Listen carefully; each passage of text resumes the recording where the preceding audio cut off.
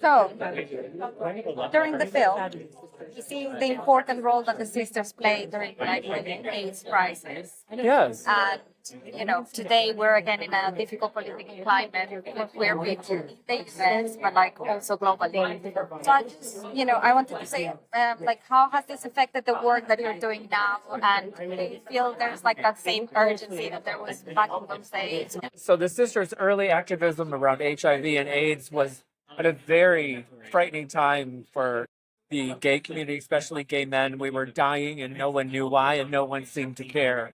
So there was an urgency and a lot of anger around the activism that needed to take place to get the attention that we needed and make somebody care. And so the sisters were actually leaders in that fight in HIV/AIDS education and prevention. And over the years, we've seen the pendulum swing to the left and to the right, and it feels like we've made such great progress. We won the right to serve in the military. We've won the right to marry. And unfortunately, the pendulum is being pushed back to the right now. So there again feels like there's a sense of urgency, especially for the trans community, which is being extremely criminalized. Their rights are being taken away. Once again, we find ourselves in a position where it's time to pick up the cause and fight. Because according to the Constitution of the United States, our rights are guaranteed and they're ours. We're not asking for them, we're demanding them. But at the same time, the sisters have always done the things that we do. Our activism is always in a joyful way. No matter how dire the situation or how urgent things get, the sisters will always find a way to be extremely unseriously serious. I mean, you do have to keep the hope. So, like, what are things that keep you hopeful and keep you, bringing that joy? I find hope in so many things in the community and our allies. LGBTQ people are the most creative, often the most intelligent, and the most compassionate people in the room. And we have always been here. Trans people have always been here, and we will always be here. It's not a choice. It's not a mistake. It is just a fact. And I know that we will once again push the pendulum back in the direction that it needs to go. And that's the direction that is for humanity.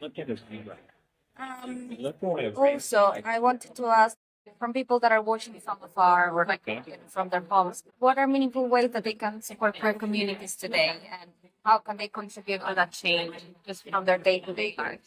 I think it's just important for people to know that now is the time to speak up. If you have a queer friend, if you have a trans friend, reach out to them, check in, see how they're doing, and ask them how you can be of help. And stand up for them. Join us in a march, in a protest, and just let us know that you're there and that you care. It's amazing. You seriously, it's so intimidating because you're so tall. And wearing heels. Yeah, okay. So, how would you describe the connection between your work as a performer and your work as an activist? Well, the sisters take vows to expiate stigmatic guilt and promulgate universal joy. So there has always been a great deal of performance in our activism. I personally do a lot of theater and a lot of things in addition to being a sister, and it's always felt like a great fit. It's a colorful, beautiful, joyous, queer expression of who I am and who we are. And that same note, for some audiences, speaking about the Hunky Jesus film, some audiences like the strong sexual expression in the event, it can be like the most challenging part to understand. So how do you see sexuality functioning in this space? Like, is it about freedom, reclaiming our bodies, satire, or something else?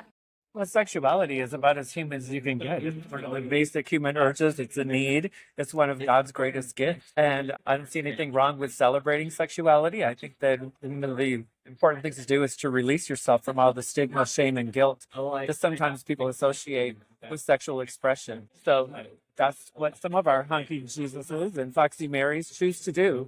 And it's very well received by the audiences in San Francisco and around the world. I didn't know anything about this event, so like I can imagine some of our readers also don't know about this. So how would you describe like the environment of the event and the energy? Oh, the energy and the environment at Hunky Jesus is all about community, love, and joy. It is one of the most anticipated events in San Francisco and one of the best attended outdoor festivals probably in the world. There are up to 10,000 people there every year. And it's people bringing blankets and something to eat and drink and maybe puff on a little bit. And of course, the camera, it's families, it's households full of queer and gay and trans friends. It's just community coming together. And it's so beautiful. Thank you so much for answering my question. Yeah, of course. Thank you. Just one question. Yeah, Mike. What makes your film Jesus? Oh my God. You look amazing. I'm past my days of pointing at here. Participating against, to be honest, I regret all my choice. There was so many like really like, oh my god, those. Okay, so My name is Sister Jaja Glamour. I've been a sister since 1991. So that's half my life. so being a sister from back then, I think your work as a sister has changed, has evolved. Well, the organization is now, in the past few years, is starting to mature. You know, it used to be that we'd get excited, raising $50 Tuesday night. Ooh, we raised $50. But these days I'd rather just give $50 to stay home. So now we're able to do bigger events. Yeah. Yes.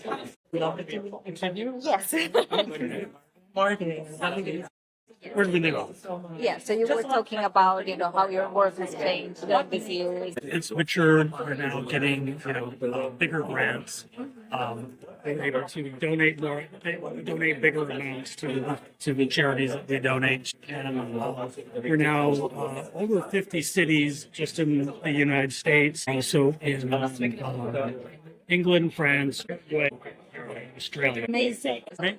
What originally drew you to work with the sisters? How did you get involved? Well, I saw it as an organization that I just wanted to have fun with and get to know them. That's years. For me, it's always been about the friendships and the sense of family. Roma is my mother. I have 3 daughters and more coming up. We've always talked about family lineage. I'm 70 years old. My family is all gone, and I'm the only one left. This is my remaining family. I think the sisters tend to get quite misinterpreted, with their intentions and things. I think it's important to raise that at the end, it's all about the sense of community and joy and family that you have. For the people that matter, they know what we're all. They know what we're all about. The people that oppose who we are and what we do, they got it wrong. They misinterpret what we're doing. So more about creating joy and if you're not open to that, then we have no time for you. How has your relationship with drag changed during these years as well? With your makeup, the way you make your costumes and stuff? Well, to give you an idea, my 16th birthday was a cross-dressing event. That was in 1971, I believe. Yeah. My mother would buy me outfits for different things, and I'm very supportive. Great. Yeah, but over the years, with Roma as my drag mother, I have to keep up with her. The standards are quite high. And take a little bit more time, getting the makeup straight. Picking outfits that take a little bit more time than I used to. Seriously, Most of it all still comes from thrift stores, but it's amazing. The fact that you keep up with it all day long. I'm already tired of these heels. I can't wear the makeup in my face. You're so full of stuff, looking gorgeous and just it's amazing. I've done plenty of 12-hour drag days. I cannot. I literally I put on makeup just 2 hours and then home and take it out immediately because I'm too stressed about it. Yeah, so during the current political climate, what are things that keep you hopeful, and what is maybe a message that you would send to the community? Well, this is where we have to step up and be our best selves, to be examples for everyone else. And I get stopped on the street all the time. Oh, sister, can I talk to you for a minute?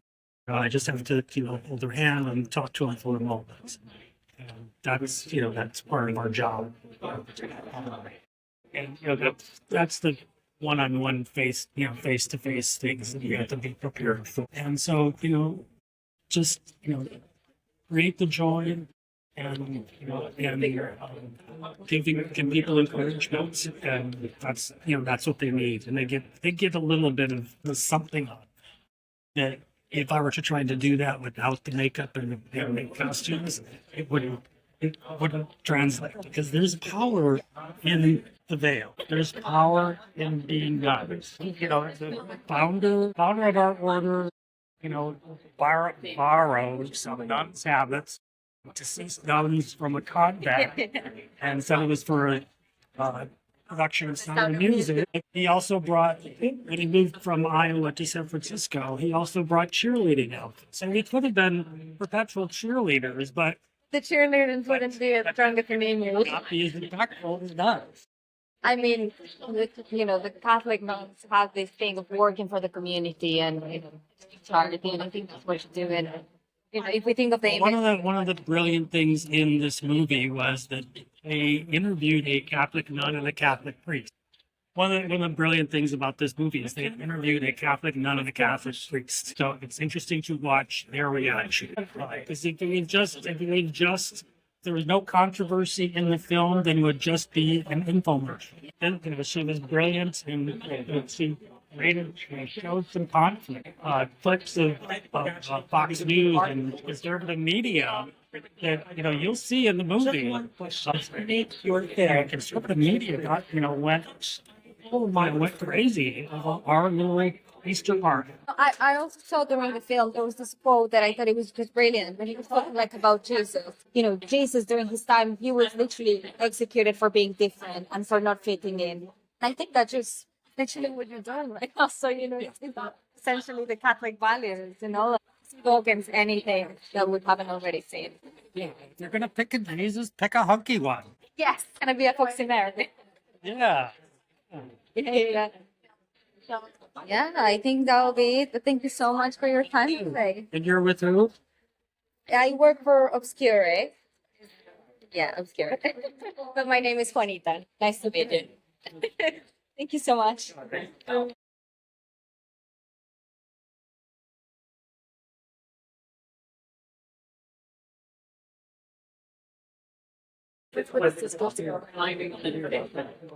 I would love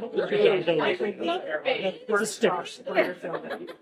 Thank you so much. I'll keep it with my gay author. Thank you.